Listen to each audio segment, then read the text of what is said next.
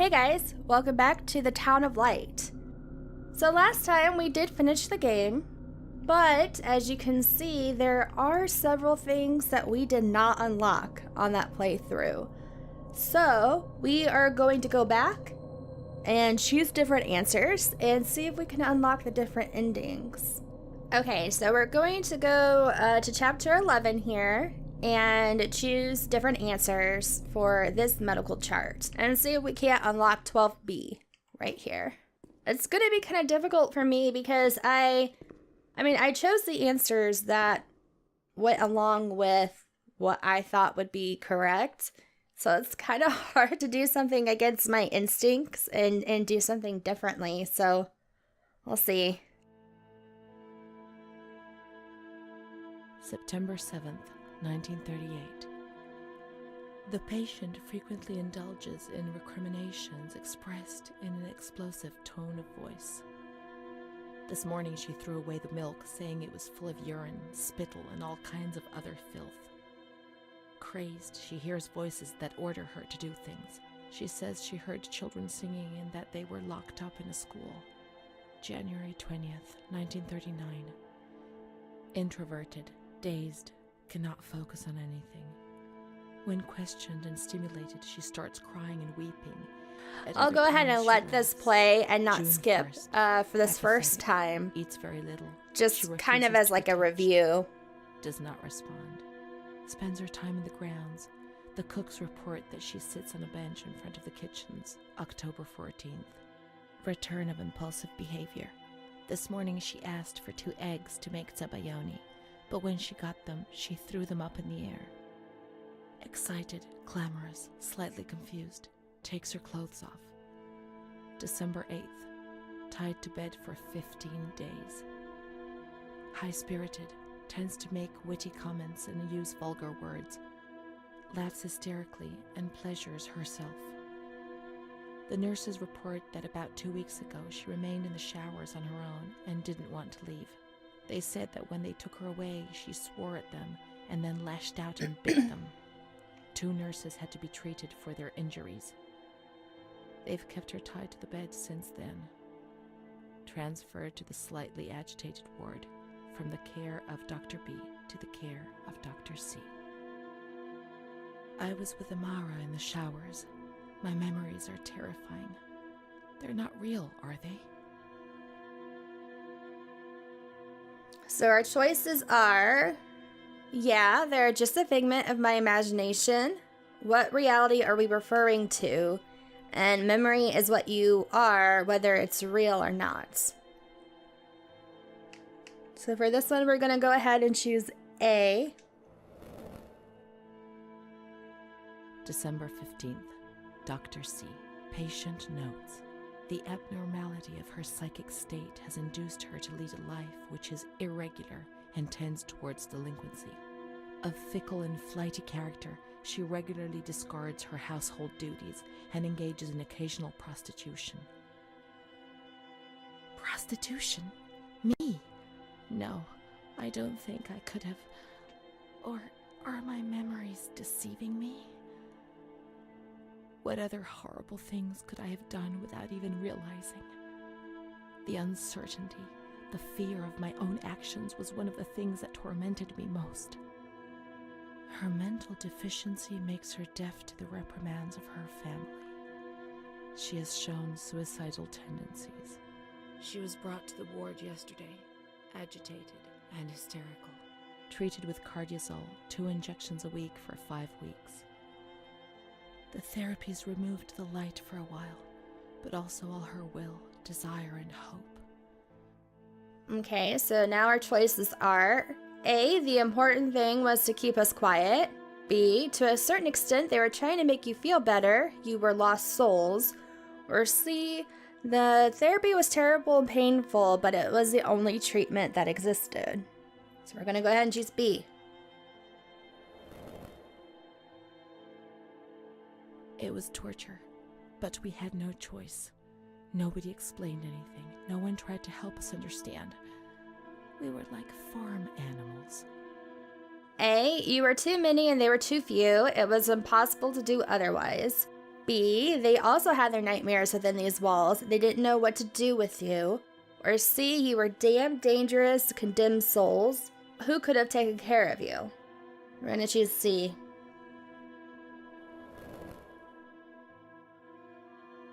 June 2nd. After a long period of calm and improvement, the patient is very agitated today and vehemently refuses to submit to a gynecological examination. She swears and curses those helping her, flailing her arms and hitting them. According to reports by Dr. B, the patient has been subjected to periodic checkups since she had a spontaneous abortion about 2 years ago in her 3rd month of pregnancy. Conception occurred after she had sexual intercourse with a stranger who sneaked into the hospital grounds.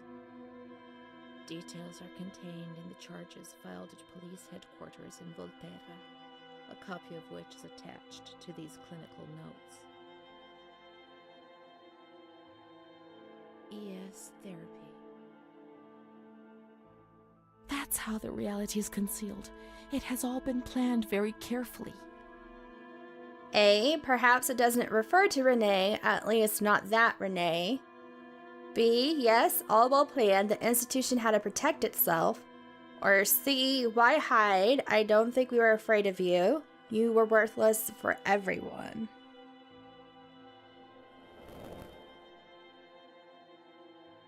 And the stranger in the grounds, I don't remember. Was that another lie? Or was another memory removed? God, my head. So A, who knows? We'll never know. B, there are a lot of things you don't remember, as if you hadn't done them. Or C, it wasn't you, perhaps it was her, the other Renee. You know she did those things.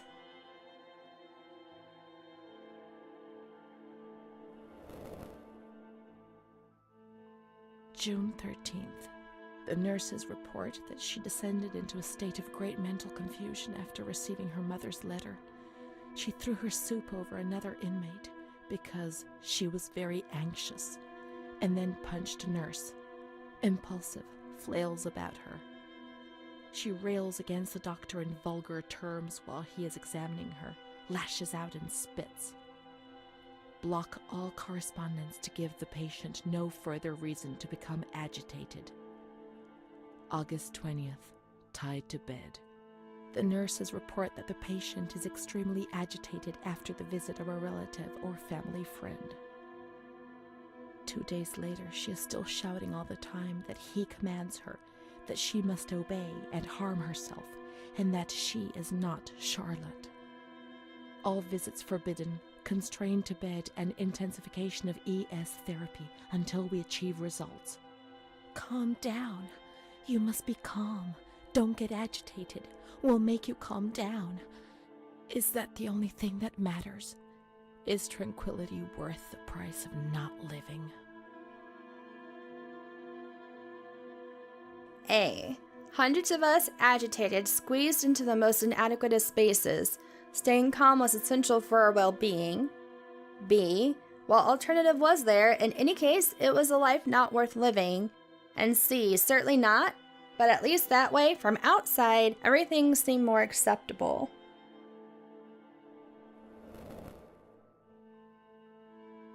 March 3rd. Alert, correct attitude, replies when questioned.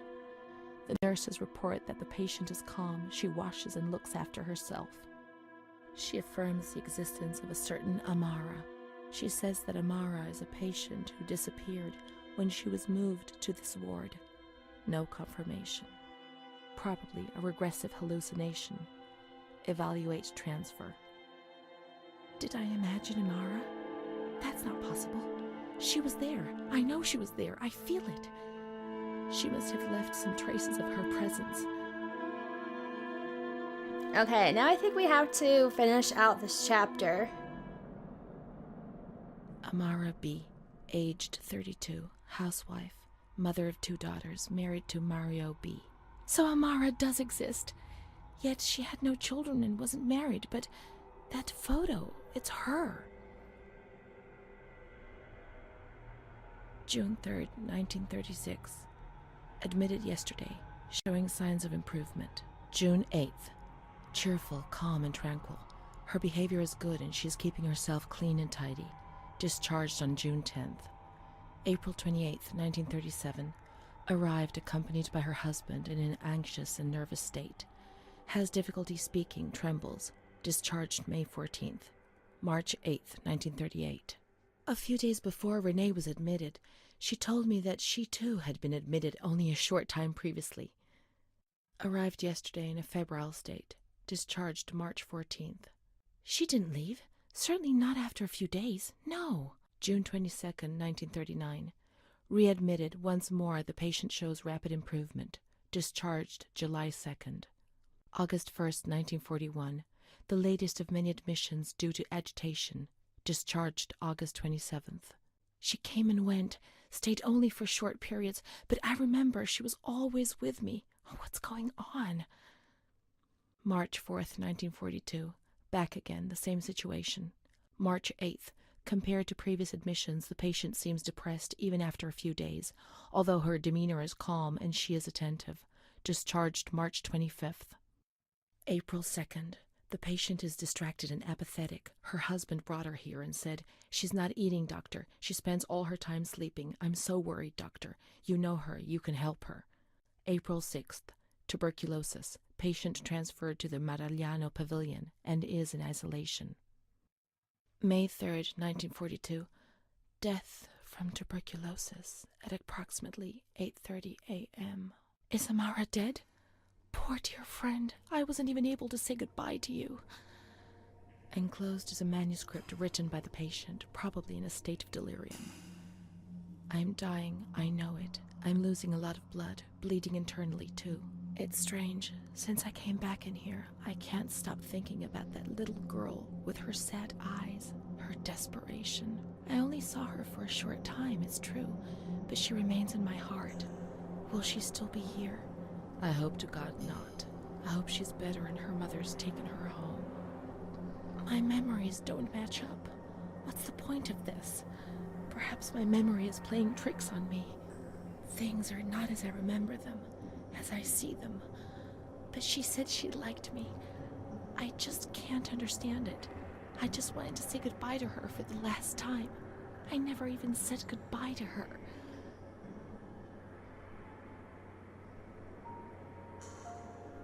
How could a soul survive in this hell?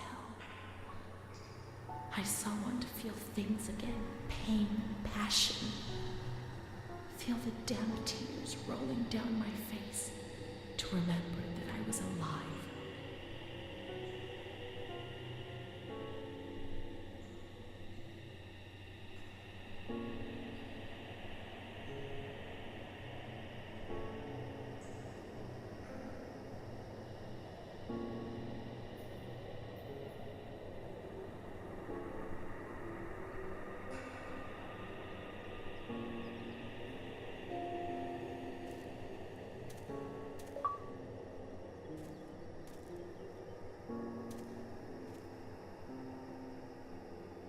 Okay, so we unlocked the depression ending, I guess? The first time we got the rationalization or rationalism ending. So I'm gonna go ahead and play through to the end and see if anything's different. If something's actually different, I will go ahead and cut to it. I'm just not sure. Because the thing is, chapter 12 is split into 4 different possibilities. The rationalism that we had the first time, the depression that we just unlocked, and then there are 2 more called disassociation and obsession. So that must be a clue as to like our mental state in each one of these chapters. And I would hope that there would be some kind of major difference here between them all, since they're actually, different versions of chapter 12, but I'm not sure. And I don't remember how to toggle what I'm supposed to do. Okay, maybe now I have to leave. Because I don't seem to be able to do anything differently. There are no names. Oh wait, no, there we go. Amara no longer exists. Maybe she never really existed, and I was already dead. Why go on living? Let's put an end to it. I want to leave a letter. I want to apologize for the suffering I have caused.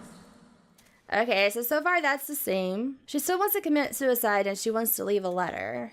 I always wanted to stop doing the things I used to do, but I just did it again and again.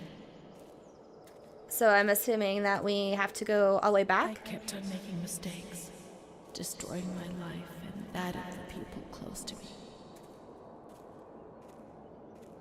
I think the ending of the game is going to stay the same. However, the ending of chapter 12 will actually be different.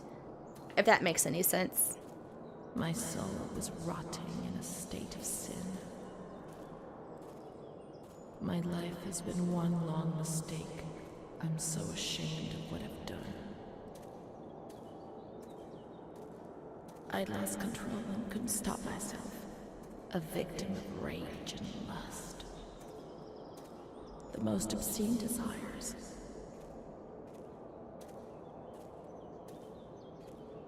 Mom, don't come and fetch me. I beg you. I deserve to be in this place. It's my only chance.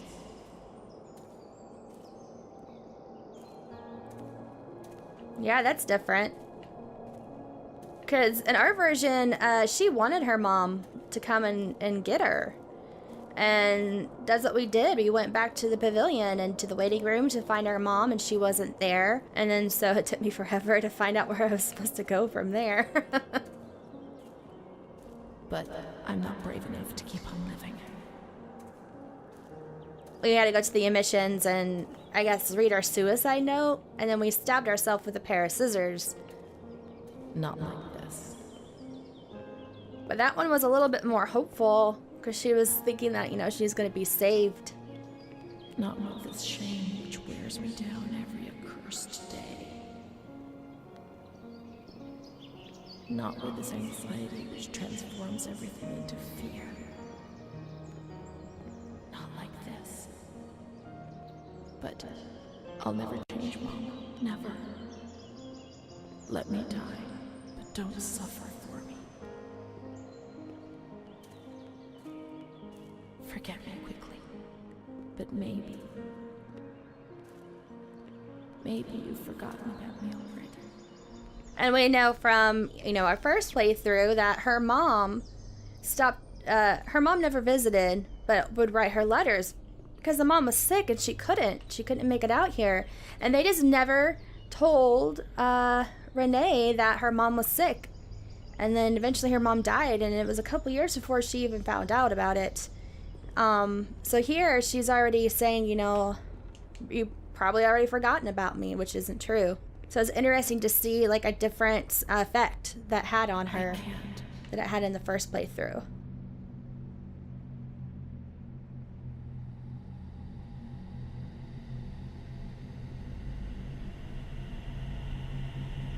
Ah, see, this is different. Her hands are already bloody.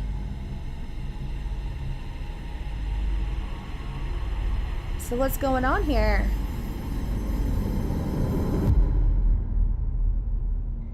Well, that's not really that big of a difference, though. Okay, so now I have to go back to chapter 5 and make some different choices there. March 12th. We can't...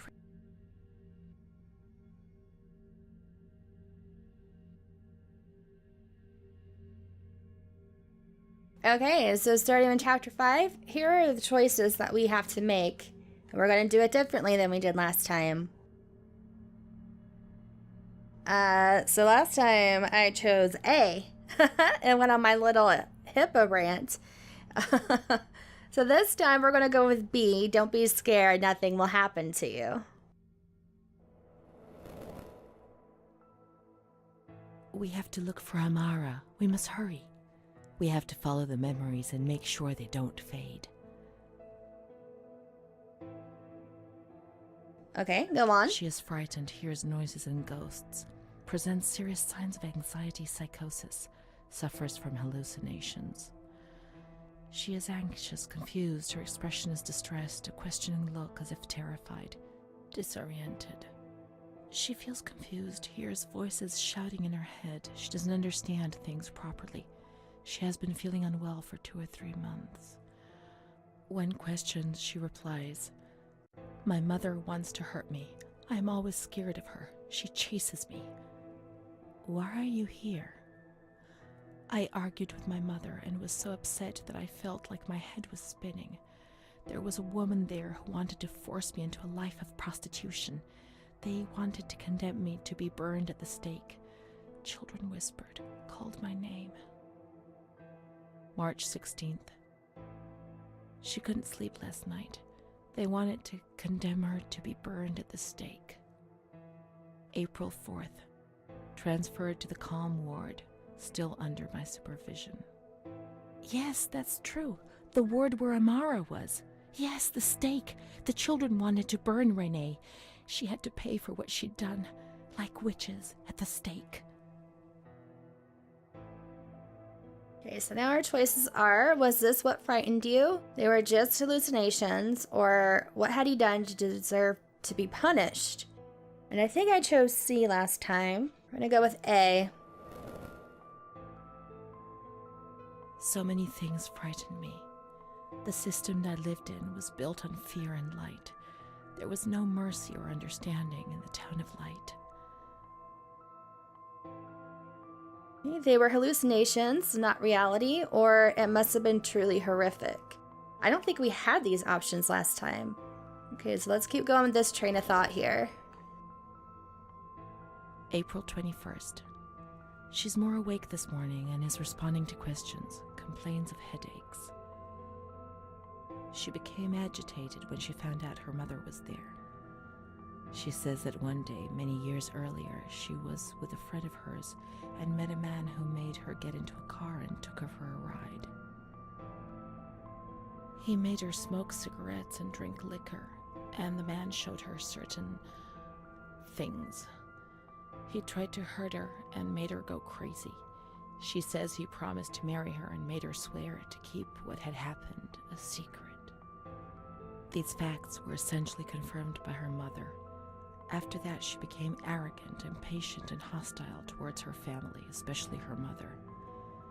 She started taking off her clothes in public. Her moods would swing from laughter to tears. She rants. She pleasures herself. I can't remember these things, only the guilt, the stake. I know I deserved to pay for that guilt. I knew it even then. Let's look for the rest of the clinical diary to understand. I think I chose that last time.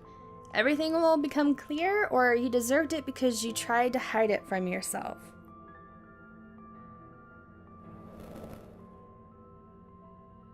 Amara, she was good. Let's look for her. What else can we do? I guess go on. Okay. So now we have to go find Amara, I believe. The grounds at the back of the hospital, and then down to the kitchens. It shouldn't take that long since now I kind of know where I'm going, which is downstairs. This is the road we used to take. Whoa, okay. If it weren't for her, in the grounds on that bench in spring, so many days. It was an escape, watching nature around us as she talked and smiled. And then there were the kitchens.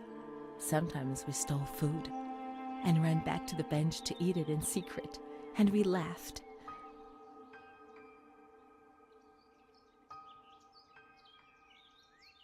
She did things to me. Sometimes she touched me. In the shower, I felt her body against mine for the first time. It was a shiver that warmed my soul. Eyes closed, the light slipped away.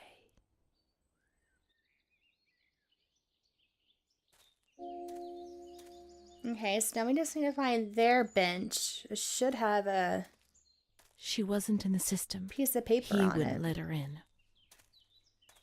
That's it. She must be the key to my memories, to the reasons why. Nature helped me to forget, to escape from the system. The There we scent of go. spring. We unlocked chapter the lamp light 6B. was far away, and we spent the days chatting on the stone benches.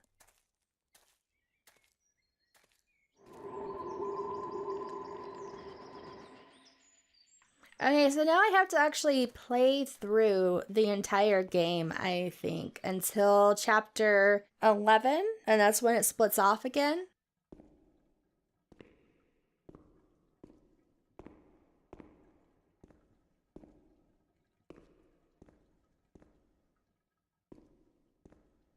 I just saw something glowing over here.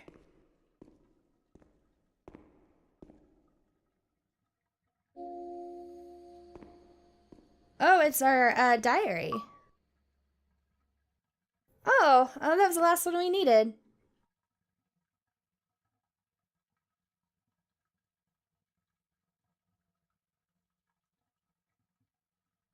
The light often came when I was at school, turning my fellow pupils into puppets that would terrorize me. To me, they appeared transformed, with the bloodied heads of animals stuck where their own heads should have been. I would curl up on the floor and would even wet myself. The teacher would try to console me and would smile at me, but her teeth and her eyes would terrify me even more. No. Things did change. I don't know why, perhaps during the second or third year of school. It was more or less in the same period that I became friends with Bruna. I remember the sensation of joy I experienced when I felt almost normal. The light isn't coming. The dreams have gone, and I have a real friend, one who speaks to me. I would repeat this to myself proudly while looking in the mirror, where I no longer saw an embarrassing reflection. It seemed to me that the world was a difficult place, but it was no longer impossible. Bruna. I did not understand what Bruna saw in me, especially as she was almost 2 years older than me. I would tell her this every now and then, and she would joke about it, saying, "Nothing. I don't see anything in you, which is what I like about you." And then she would hug me. I'll make a separate video for all of the diary entries, just by themselves in order, and I'll link them below in the comments. I imagine it's going to take quite a while to go through them all, so I'm not going to slow this video down with it. September 7th, 1938. The patient frequently indulges in recriminations expressed in an explosive tone of voice. This morning she threw away the milk, saying it was full of urine. I was with Amara in the showers. My memories are terrifying. They're not real, are they?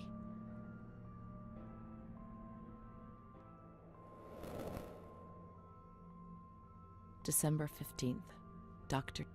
The therapies removed the light for a while, but also all her will, desire, and hope.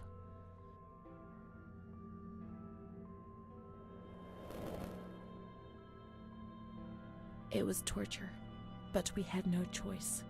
Nobody explained anything. No one tried to help us understand. We were like farm animals.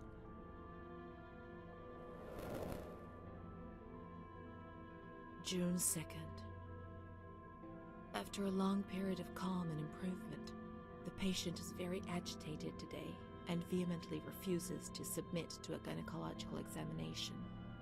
She swears and curses those helping her, flailing her arms and hitting them. That's how the reality is concealed. It has all been planned very carefully. June 13th.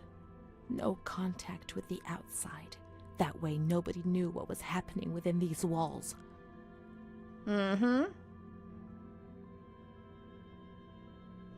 Okay, so these are different. Human misery was thrown in here and locked away to make the world forget about it. The people who were in here were no longer human beings as far as society was concerned. The important thing was to keep you quiet.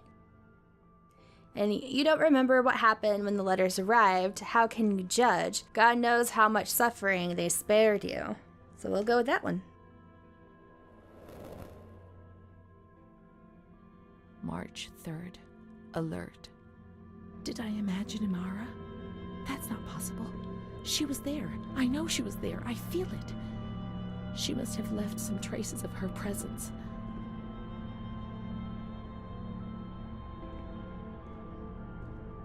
We can look for her things in the storeroom containing the bundles of the patient's belongings on the upper floor.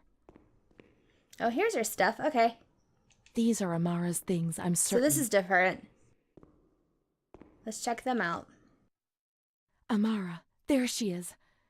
She existed. She really did exist. There she is, my friend. With her kids? Okay. Shoes, her diary. I'm gonna see if I can pick up this other picture. Here we are together. How could I have imagined for a single moment that she never existed? Oh, that's interesting. Because before they were like, oh, you didn't know this person. Her entire, history at this hospital is completely different than you think, Renee. March 12th, 1938. The young girl Renée arrived today. Poor thing, she was terrorized. You see, she remembers the first time we met. I talked to her mother, the dear lady, and she expressed her fears to me, and I promised I'd keep an eye on her daughter. The lady told me her daughter's doll had been taken away, and this worried her, because when she becomes depressed, as she is now, Renée barricades herself in her room and can't communicate. The doll becomes her voice, eyes, and ears. Dr. B said I'll soon get out of here. I'm sorry. I'm so sad to leave Renée. I won't be able to protect her anymore. My poor friend. She was hoping to be able to get out of here, but nobody ever leaves this place. That poor girl is really ill. I am the only one she ever speaks to. I told her I was leaving, and she stared at me, saying that I would never leave. It was quite unnerving, and then she started to cry. I felt like crying too. She didn't say anything else. What worries me is that I'm sure that terrible man is watching her. He was the one who brought her here, and of all the good people, why did it have to be him? She knew. I told her everything. She knew about that man. But I instructed a nurse friend of mine to keep an eye on her, and I'm sure she will, because she's a good woman. Her friend the nurse. I vaguely remember. She worked on this ward. Sounds like a music box. Okay, so that guy that her mom sent with the doll, according to our diary, it seems like maybe he was the one that molested us. And apparently we told Amara about it. Let's look for signs of the nurse in the nurse's room on the upper floor. That must have been the nurse that wrote the letter about somebody on the staff abusing the patients. Yeah. She worked mostly in the Marigliano pavilion. Let's get out of here and find that pavilion. She was there and nothing could frighten me anymore. So it has to be this building on the left here. Even though it won't let me open the door. It must be something out here. Oh, here we go. Oh, geez. Just to the side of the path I was on. That's what triggered it. She's kind to everyone, even me. I felt a little better when I saw her. The sick children laughed and played with her. Not even they could frighten me. Don't annoy Renée. She's a princess here. Didn't you know? She told stories. She said there was a war out there. But they stared at me and frightened me.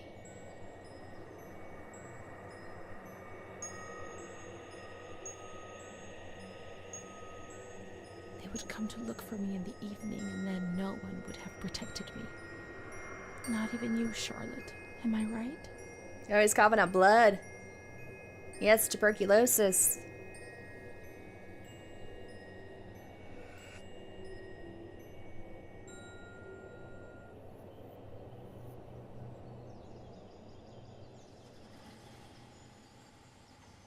Okay. Oh.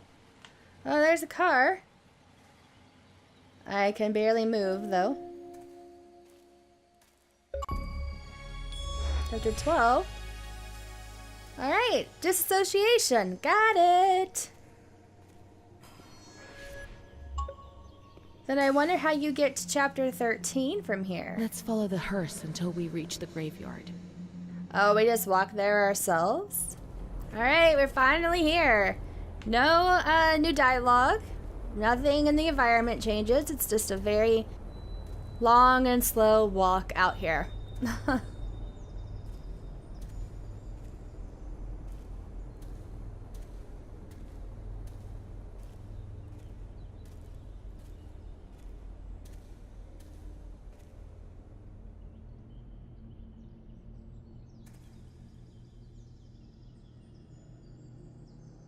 My God, I did it. It was me. What?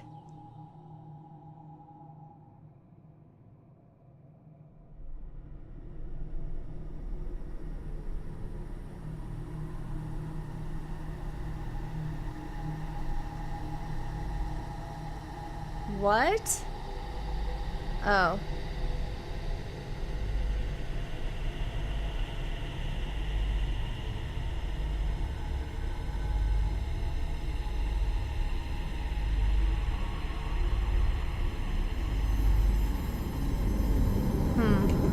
So I stabbed myself again in this version, but it is the disassociation ending. So, like, it was kind of like another personality doing it almost. It was me doing it outside of my body, like to myself, if that makes any sense. I don't really know how to explain that. Okay, so I'm gonna go back to chapter 11 and choose some different choices and see if we can't unlock this 12D version of the story. Okay, this should be our final time through here.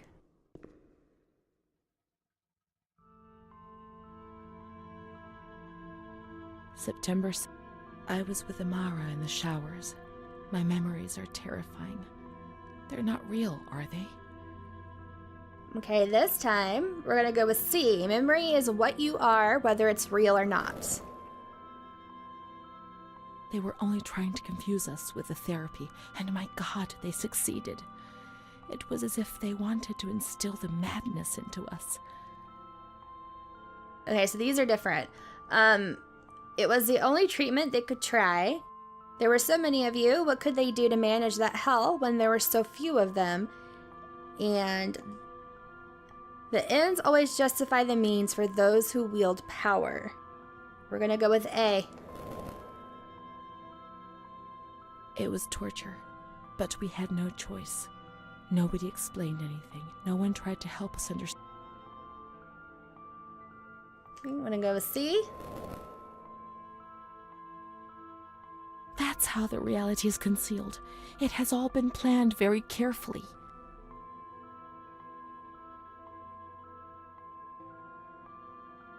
Wanna go with A? June 13th. No contact with the outside. That way nobody knew what was happening. And C. March 3rd. Did I imagine Amara? That's not possible. She was there. I know she was there. I feel it. She must have left some traces of her presence. We can look for her things in the storeroom containing the bundles of the patient's belongings on the upper floor. Okay, we finally made it back. Took forever.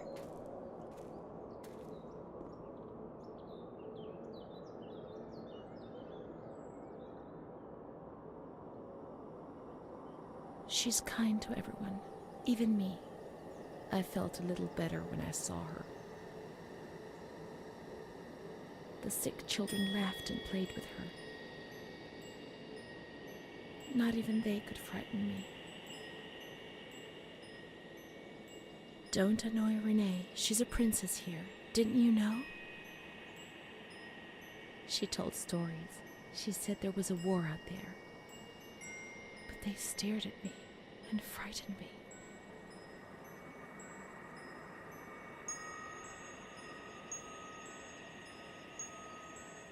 They would come to look for me in the evening, and then no one would have protected me. Not even you, Charlotte. Am I right?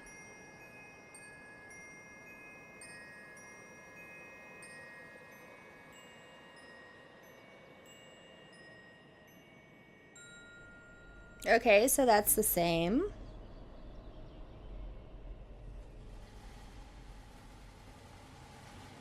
Oh, geez. I had to follow this hearse again.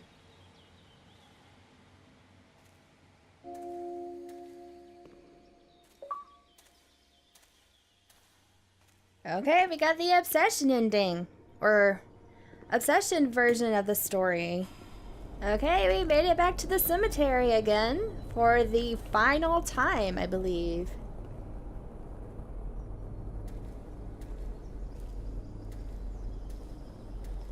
Okay, so this is shut. That's different.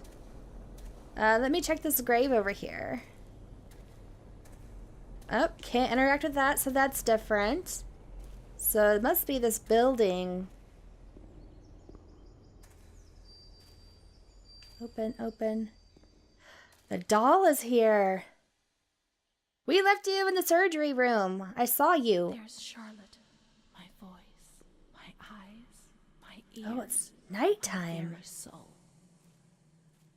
Let's go and play together again.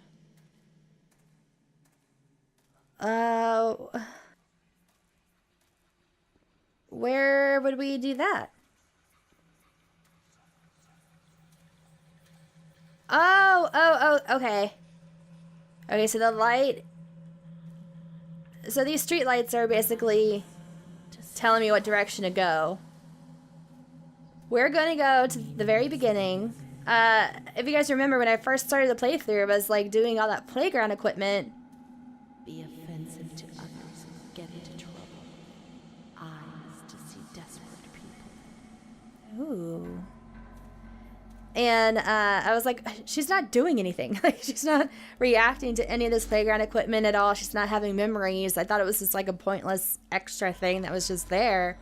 But maybe it isn't. The shadow of my former self.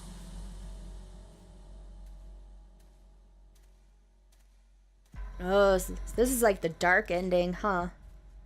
She's definitely a little bit, Worn out. They're killing me slowly, day after day. she's definitely a little bit more sinister in this version. Dreams, deliriums, threats, and false promises. Even the music's different. It'll be all right. Everything will pass. My soul, incapable of living.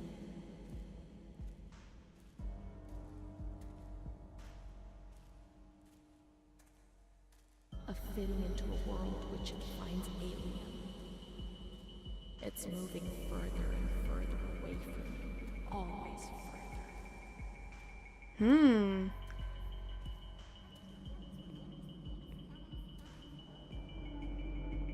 Man, this version's weird.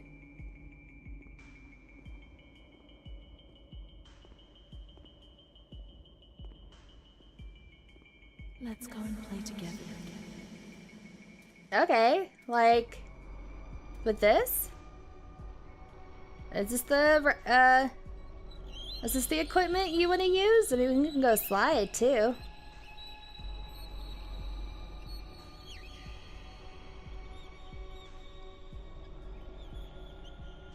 All right, maybe not. Let's go slide, huh? How do I stop it? Stop. I'd like to use my voice. Okay. To lose my hearing. I'd like to lose myself forever. Oh, this is like the emo version. Ooh. Oh no, she has the scissors.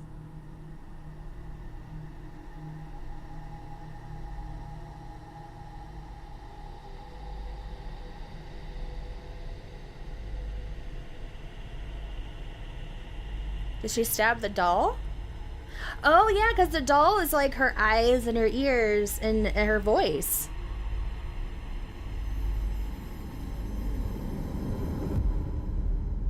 Oh, that's interesting. Okay, let's see. Well, it looks like we unlocked them all. Oh, I have to go all the way through the ending, huh? Okay, last time we picked up this reel and put it on, and then we couldn't pick up this other one, so let's try this one and see if it's any different. Once more, I feel like I'm on the edge of an abyss. What a horrible feeling. My paranoia is hammering at the gates. Everything is exploding, and in the end, I know they will enter and destroy me in a matter of seconds. I won't be here for much longer, but in my personal hell, consumed by fear, which will be directed violently outwards. When you're not well, I mean, in your head, when you're crazy, I mean, what else am I? Well, that's that. I can't speak or move anymore. I find it hard to swallow. I can't eat. Then it passes, I feel better, like now perhaps. Then the anxiety returns and I can't sleep. I can't stop the intrusive thoughts, one after the other, relentlessly. I suffer from memory lapses. Yes, there are periods I don't remember anything about, and I don't know what it means. It first started when I was with my fiancé, and Bruna was there. They said I did certain things, you know. I'm too embarrassed to talk about them. But I think that's the reason I'm here, isn't it? But I don't do any of those things now, do I? Please tell me, and send me home. I'm sure I'm okay, and I so want to go home, but nobody comes to visit me. Why? Do you know? They did know, and they just didn't tell her. The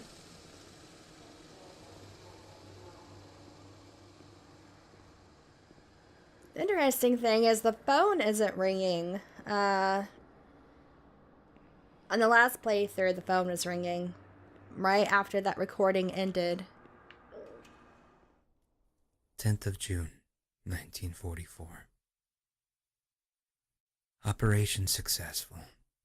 Patient tranquil and collaborative. Motor coordination capacity reduced, but she's improving. Transferred to the tranquil department in the care of Dr. B. 25th of October. Continues to talk about Amara and her doll, Charlotte. The disturbances of motor capacity show slight signs of improvement.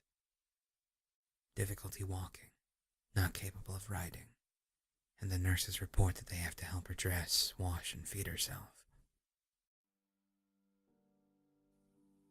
In the summer of 1944, Renée was transferred back into my department. Aware of little, indifferent, hardly ever spoke. One day, she said, "When I find the courage to look at myself in the mirror, I see a young face which is aged and looks at me full of fear."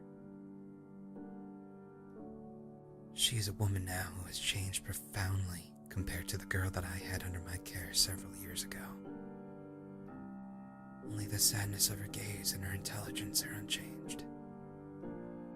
She's so young, just 23 years old, but is lacking all vitality. Perhaps her condition may improve, but probably not. Her life has been thrown away. And nobody did a thing to try to avoid this. So one thing that I thought about after finishing my first playthrough that I didn't mention is that, so if this is how Renee ends up, then how are we revisiting the hospital? Is this just stuck in her mind on repeat? She's just reliving things over and over again. Like, her mind's trying to fill in the gaps and put the pieces together of what's happened to her, and it can't even form a coherent thought because, like, technically she's brain damaged now from the lobotomy. I don't know. It was just a thought I had that I forgot to mention. So as it turns out, it doesn't matter what your choices are in the game. It doesn't matter at all. You end up in the exact same place.